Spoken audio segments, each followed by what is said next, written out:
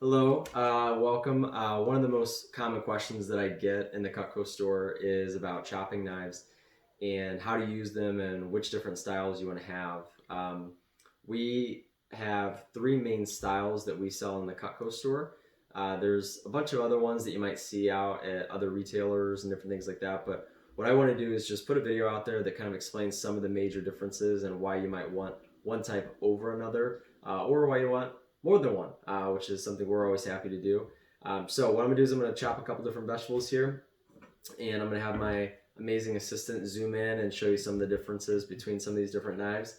Um, Between other companies, if you guys get other brands of knives, what we like to call Crapco, basically anything that's not Cutco, you might have a slightly different name or different length or different size, but for the most part, these are three of our most general chopping knives that we have, and that is your Santoku knife, and that's always going to be identified by this little drop nose right here.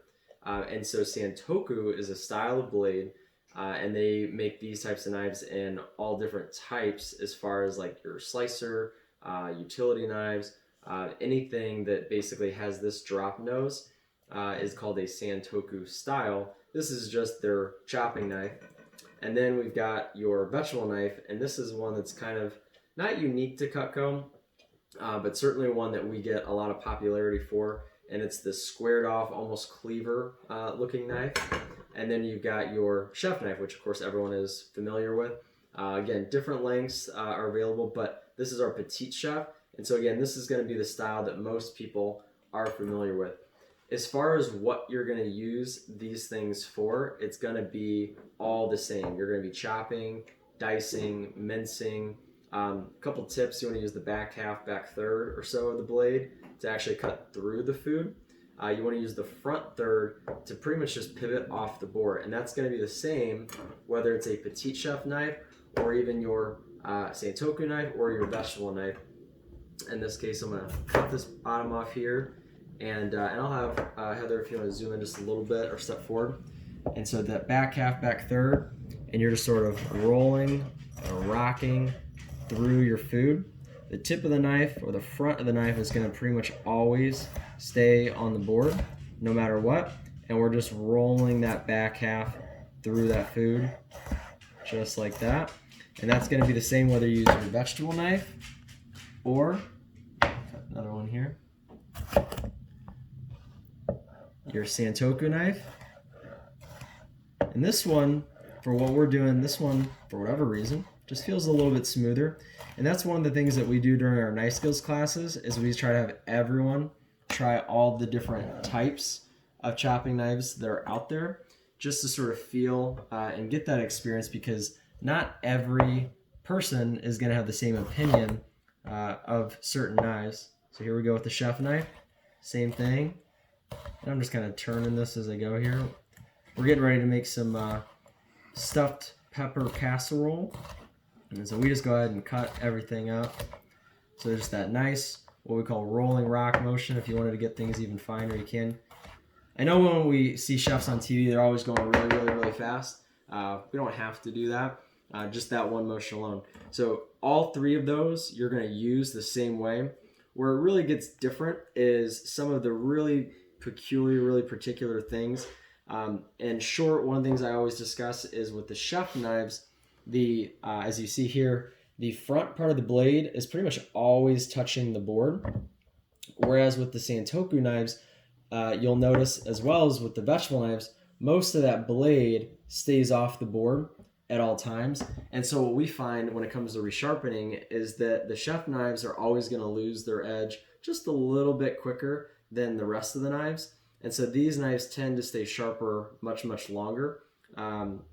But the great thing with Cutco is they're all guaranteed forever, so we sharpen them for free forever as long as you need. A couple of the other major differences, I just find that these two have a little bit of a slightly thicker, tougher blade, so that adds a little something. And this one not having a tip, which is pretty obvious. I really like this for doing things like a cross chop. So if you've got like, like we do this onion here in a little bit, and we've got some pieces here that we want to chop up really fine, we can very safely with this blade put our palm up here and just cross and chop over that pile until we get it as fine as we want. And then one of the other things I love about this is a nice wide blade, so it's very easy to then scoop and transfer and put into your frying pan or whatever it might be. So I really like this one. The other thing is most of these knives are pretty evenly balanced between the blade and the handle part. What I find with the vegetable knife, and you'll feel it, is that most of the weight is actually in the blade. And I like that personally because when I go to chop through something, let me just go and get another piece here. When I go to chop through something, I feel that extra weight just kind of falling through the food a lot easier. And I just don't feel like I'm doing quite as much work as I am with these because these are more evenly balanced. So some people like that even balance. Some people like the heft of the vegetable knife. And of course, these are just peppers. If you're doing other foods, maybe a tougher thing like a squash or something that maybe you don't have a better knife suited for, but you want a big one, then the vegetable knife certainly has a good amount of weight for it. But both of these, very tough. My personal preference, I do tend to favor these over the chef knife style, but it's always good for big meals or if you don't do your dishes every day to have more than one chopping knife. And so if you already have this, which most people do, then one of these is certainly a good alternative. And both of these styles, we do have different sizes. We actually have a smaller one of the Santoku. So if you don't really like bigger chopping knives, there's about a 5-inch blade that we have. And then there's also for the petite chef, there's a French chef that's about 2 or so inches longer, which again tend to turn some people away because they don't like big knives. But what you'll find once you really learn how to rock and chop through most of your fruits and veggies is that a longer knife actually gives you more leverage. And so a longer knife actually is even easier to use. So I hope that's really helpful. Certainly, if you guys ever have any questions about any knives, chopping knives, paring knives, whatever it might be, give me a call or come in the Cutco store and we're happy to help.